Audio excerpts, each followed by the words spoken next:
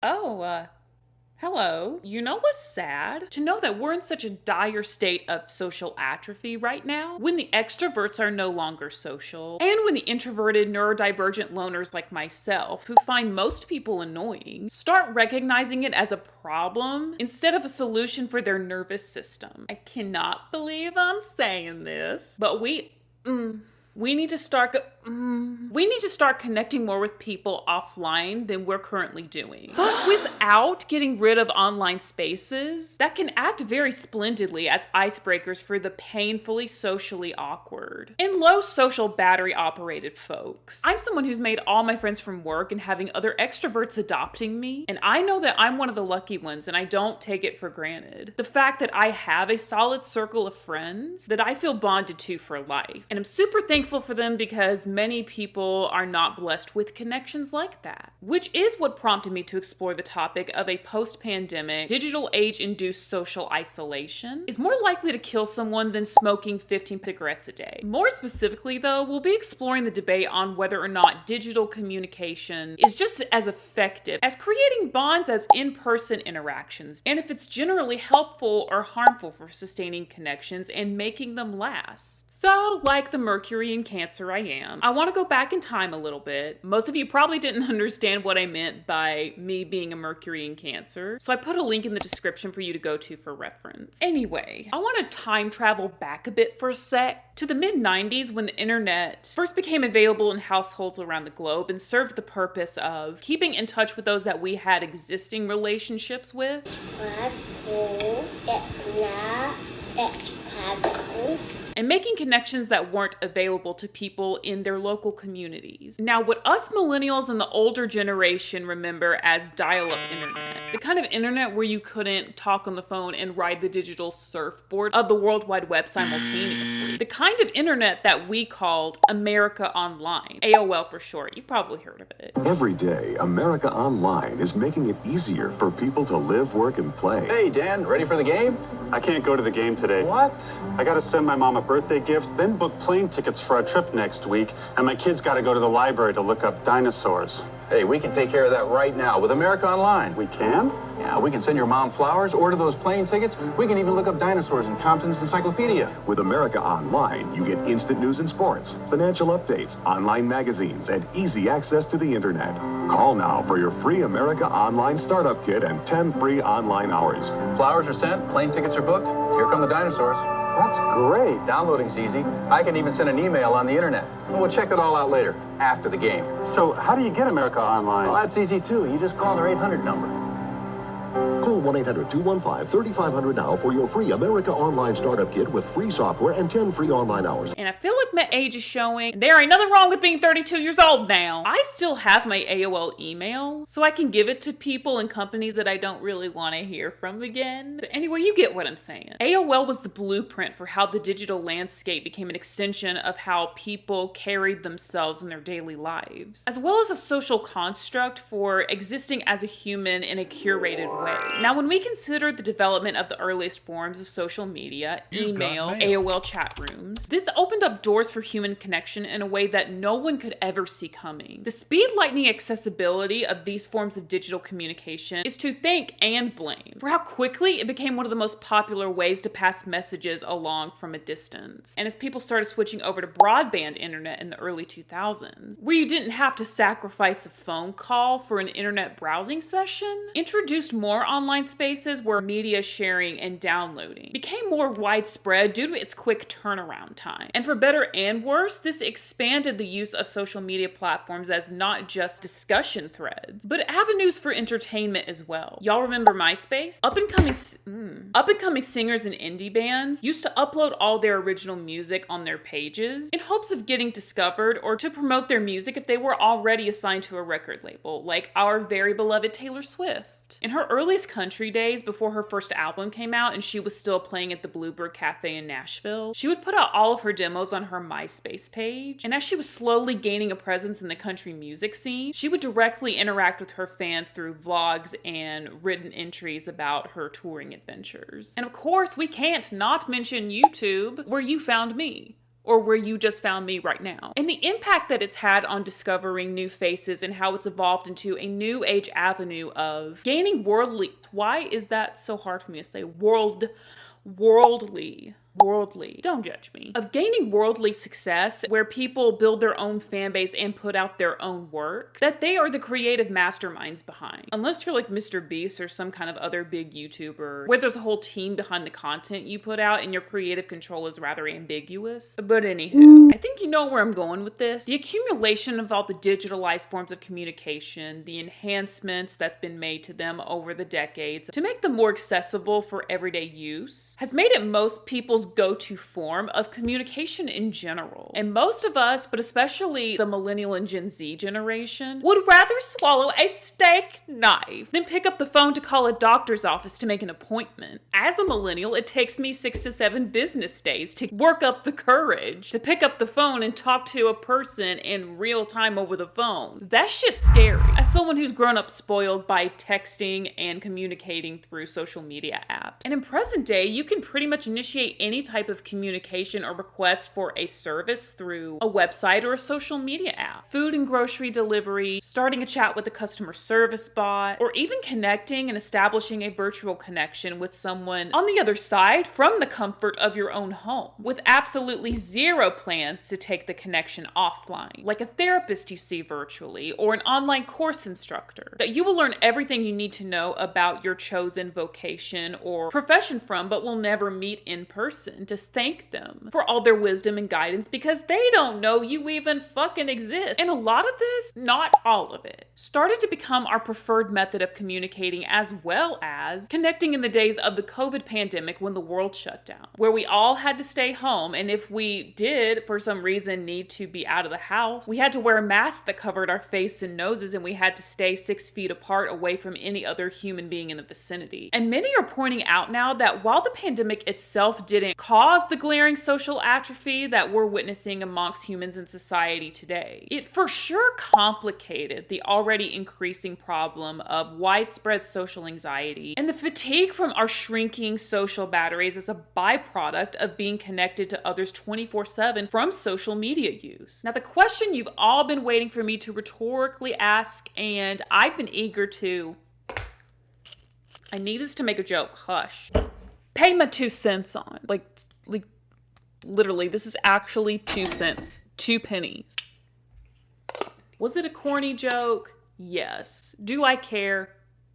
No, not really. I just did it anyway because I could. It don't hurt nobody. So what's the harm in it? Anyway, I'm back on track, most likely. Back to the question. Is online connection helpful or harmful for making and sustaining connections? Well, I think it's a bit of both. Just depending on... No, that's 3. 3 main factors. That's enough hand play for today. That's not anything dirty, so don't get ideas. I know you just made a dirty joke in your head. Anyway, online connection can be helpful or harmful just depending on 3 main factors. One's personality type, someone's hobbies and recreational preferences, and someone's individual social history. And yes, I will break it down for you to tell you what the fuck I mean. So naturally, some people, like myself, are a bit more introverted and don't get as much joy out of activities that involve at least a certain amount of people. Introverted people are more likely to enjoy activities that don't really require the presence of other people and are intrinsically stimulating, like reading, writing, cooking. And extroverts are more likely to be drawn to activities that require other people, like team sports, multiplayer games, or big gatherings and parties. And see, the thing is, most of us are on a spectrum of introversion and extroversion. I think that's not really talked about a lot. No one is either purely extrovert or purely introvert, like 100%. But most of us either lean more towards one spectrum than the other. Like for me, I can be rather on the extroverted side when I'm one-on-one with somebody, or I'm in a small group of people I am very familiar with and have long-standing good rapport with. But in situations that are not that, I definitely fall more on the introverted side. I mean, I did say in the beginning that I'm introverted because that's what I lean more towards naturally. It's definitely my default to cling to a more introverted way of being. I heard somebody once say that whether or not you identify as an introvert or an extrovert depends on how comfortable you are with social exposure. And the thing about social exposure is that we all have varying levels of how tolerant we are of social exposure depending on how quickly our social batteries drain and our own individual resilience towards social flimsiness and public misstep. And research has noted for decades now that introverted folks are more likely than extroverts to have faced much more social rejection in early life, leading to the preference for solitary activities or preferring to be with others one-on-one. Now, of course, I know that's not always the case, and we don't have to go into the nature versus nurture debate, at least not in this video. But when we take this information into the conversation of online versus in-person connecting, we're seeing more benefits of online communication for introverts than extroverts due to their respective approaches to life. But I found this one Quora thread that does a splendid, I think I love that word, because how many times have I used it? Like 3-4 times at this point in this video? Anyway, that shit don't matter. Anyway, I found this Quora thread that does an excellent job of explaining the pros for everyone, not just introverts, when it comes to communicating online.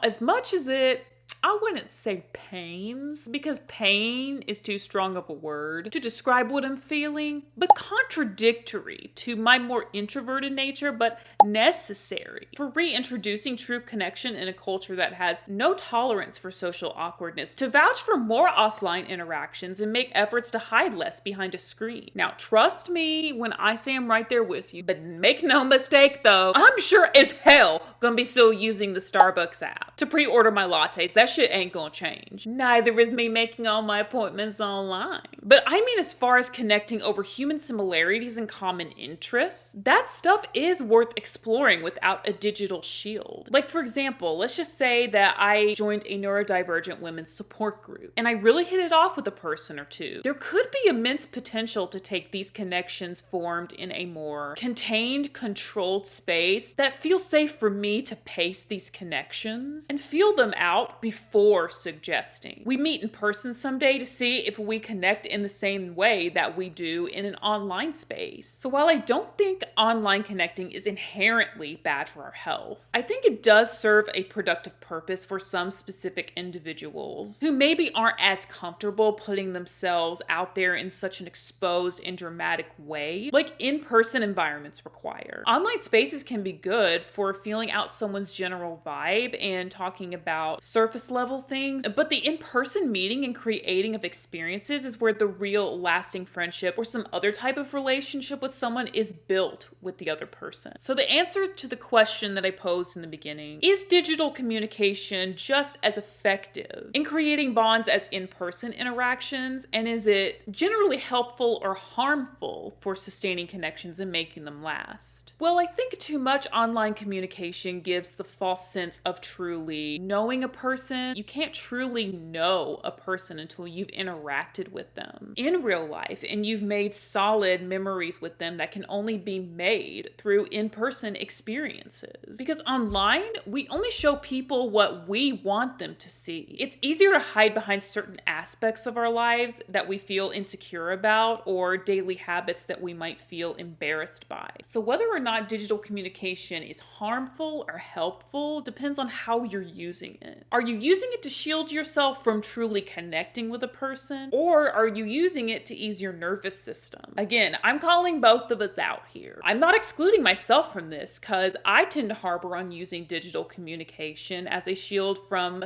potential social rejection. But I'm trying to be better about it by making peace with my social awkwardness and hexing anybody who's got something negative to say about it. And I just ask you to do the same so that social awkwardness and human imperfection is socially acceptable and can actually be a bonding factor that rallies people together instead of separating them. Because if we all lived in a society where everybody had perfect social etiquette and everyone said the right things, there wouldn't be any social blunders and fumblings to laugh about. Or say to someone, oh, you do that too? Yeah, with the same person? We Twinkies right now? Hey, hey. The next thing you know, you made a new friend. At least that's how I've made my friends. I don't know about you. I bond with people over shared vulnerabilities and social awkwardness. But I don't know, you just let me know in the comments how you bond with people best. Because I know that what works for me may not work for someone else. So yeah, that's my millennial-based, raised on social media take that I have of internet-induced social atrophy. And how I think we can have a healthy social climate by utilizing both online and in-person communication to their individual advantages and pros. Let me know in the comments if you share a similar outlook, and if online communication has helped or hindered your social interactions with others. And if you're still watching, I cannot help but express my gratitude to you for sticking with me for this long and hearing me out. You is a real one. And if you really liked this video, like really liked it, like this much liked it, go ahead and press that thumbs up button. I'd be glad if you did. And if you really want to go there and for some reason you want to be notified every time I rise up from the digital dead, go ahead and join my emotional support coven when you click that subscribe button. It's quite simple, really. All you have to actually do is just take your magic little witchy finger and just give it a tap, like ping! And you'll be amongst one of the first to view a new video drop. Well, that is if you actually check your notifications. So turn those notifications on if you like that kind of thing. But I gotta put a pause on our time here together and go brainstorm and produce the next video. So until then, bye!